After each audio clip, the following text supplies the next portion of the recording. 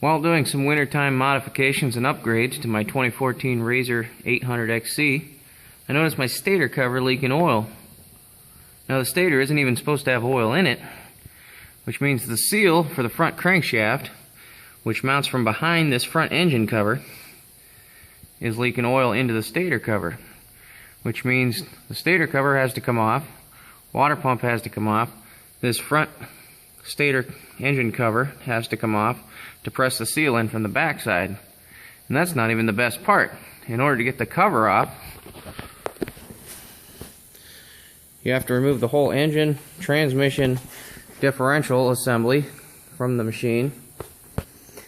And then, because of the tight clearance, before you can take the cover off, now you have to separate the engine from the transmission,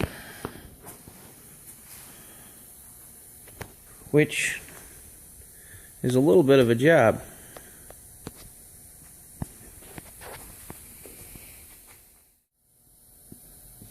Now you don't want to ignore the oil leaking into the stator cover and just keep adding oil to it, because then you'll end up with a bunch of other problems.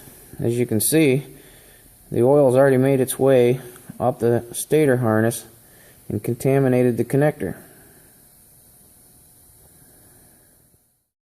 Got to yank both clutches off, CVT back cover off. Go and pull that bellow off. Down in here, 2 bolts here, 2 bolts down in there, and then underneath there is 2 nuts already removed.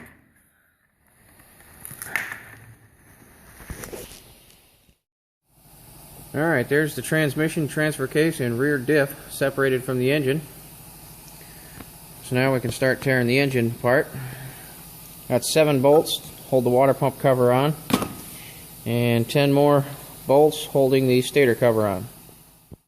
Alright, there it is with the stator cover removed. Probably drained at least a good half a quart out of it, which, considering the engine only holds 2 quarts, and this isn't supposed to have any oil in it whatsoever, I'd say that's not a good thing. Also, you want to be careful not to lose this little shim. It goes on your starter bendix. Alright, next thing we got to do, pull this nut off, pull the water pump rotor off, get that nut off, and use a puller to pull the flywheel off. And then the starter bendix will come out at that point. Now that we have the flywheel, the water pump impeller, and the starter bendix out, the next thing we're going to do is remove these 3 Allen bolts and these 2 Torx bolts so we can pull the armature off. Alright, now we got the stator out. Next step, first we want to take this little key, pull that out, make sure you don't lose that. We got 4 more bolts to hold the front cover on. Also be a good time to clean around here, get all the mud out, because you don't want any of that going into your crankcase. Well, there's your problem right there. And you notice this hole where your crank shield should be. And this is exactly how it was when I pulled the cover off. Notice your crank seal just kind of hanging out on the crankshaft, taking it easy. Not pressed into the housing like it should be. Now, there's probably nothing wrong with this seal, but we're going to replace it anyway. Probably just not installed properly, like everything else on this machine. Also, the seal, oil seal for the oil pump, has been leaking. As you can see here, the mud has made its way up the weep hole from the water pump weep hole, up onto your oil pump shaft and water pump shaft. That's just one step away from filling your engine with water. Alright, we've got this oil seal removed. You look at all that cheese that's gotten in there. I don't know if you can see down in there through this tube goes to your weep hole, which goes right to the outside. So when you're in deep water, deep mud, that water and mud goes right up this tube, gets trapped in here between the water pump seal and the oil seal. Just gets all that nasty, gritty cheese up in there, which wipes out the seal pretty quick. So while I have everything apart, I'm going to go ahead and tap this hole out and install a vent here and run it up with my snorkels, so I won't be getting any more water and mud and everything else up in there. I had to take some 1500 grit sandpaper and polish this shaft to clean it up because it was so crusty from all the water and mud that had been getting in there. And this is where your oil pump seal rides and your water pump seal rides. So if these aren't perfectly smooth, even a brand new seal is going to leak. Now this machine isn't even a year old, and I am just now putting my snorkels on, so it's never been that deep in mud. And if this thing looked that bad, I'd hate to see what a machine looked like a couple years from now. Okay, so here's what it looks like. I drilled out the weep hole, tapped it to 1/4 thread, which is standard size for your grease fittings. I drilled out the center of the grease fitting. You get the ball and spring out of there. Threaded it right in there. Your 1/4 vent hose goes right on there. You run that up to the top of your cage, wherever you have the rest of your vents. No more mud and water, dirt and cheese getting in there and ruining your oil pump seal and your water pump seal. $250 later, we have all the parts to put it back together.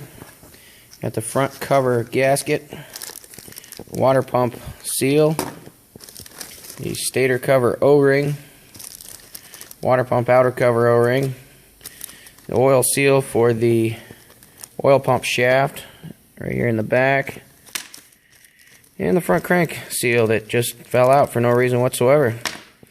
Also got all the oils to do a complete oil change, transmission transfer case, both differentials.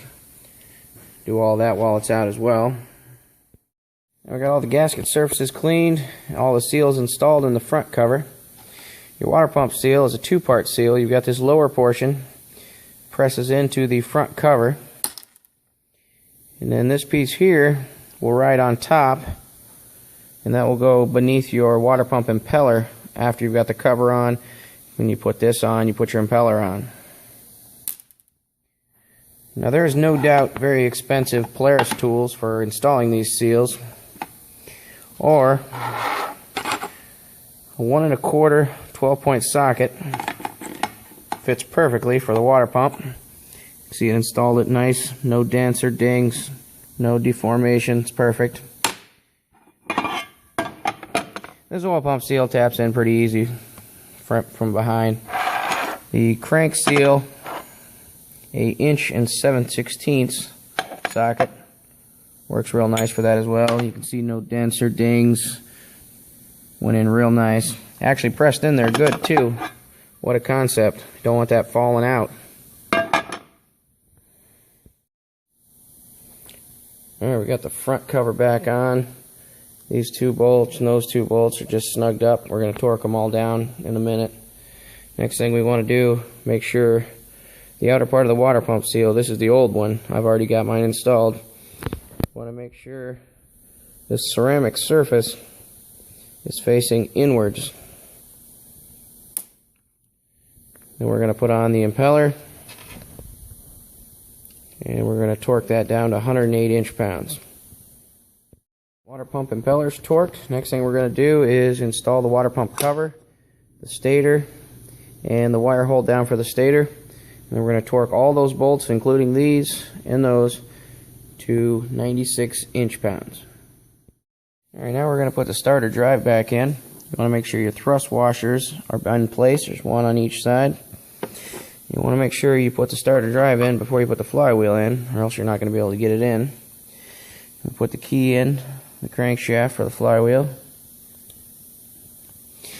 Then we're going to put the flywheel on the nut and washer. We're going to torque that down to 65 foot-pounds. Flywheel's all torqued down. Now we're ready to put the stator cover back on, and we'll be done with this part. And we'll be ready to reconnect the engine with the transmission. And that's all, folks. Stator cover's on, torqued down to 96 inch-pounds, ready to go back in.